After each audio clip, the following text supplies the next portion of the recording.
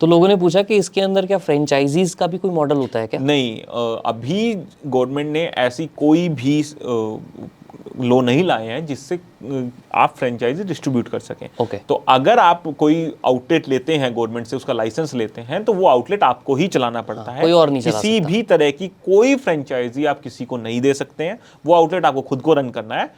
1 साल तक तो आपको खुद को ही करना है। आप किसी भी तरीके का कोई फ्रेंचाइजी, कोई उसमें नए नॉर्म्स आप अपनी तरफ से कुछ नहीं कर सकते हैं। समझ गया। और मान लीजिए फॉर अनफोर्सीन रीजंस, अनफॉर्चुनेटली किसी को लाइसेंस एलोकेट हुआ और वो नहीं चला पाए, कैश क्रंच हो गया, कुछ भी हो गया, उस केस में क्या होता है उस लाइसेंस का या उस एरिया का?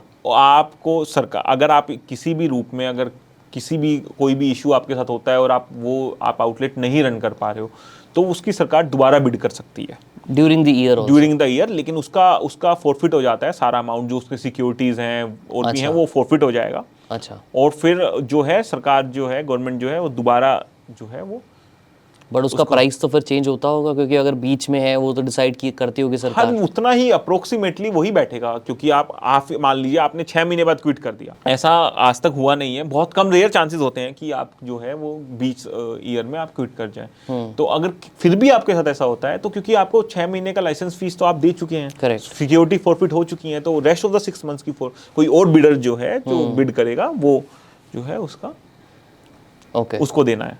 ओके। अगर हम अब जी टाउन की बात करें, ऑलरेडी आपने 50 आउटलेट्स बोले हैं ऑलमोस्ट। एक्सपेंशन क्या है अब, इसकी फ्यूचर क्या है आगे?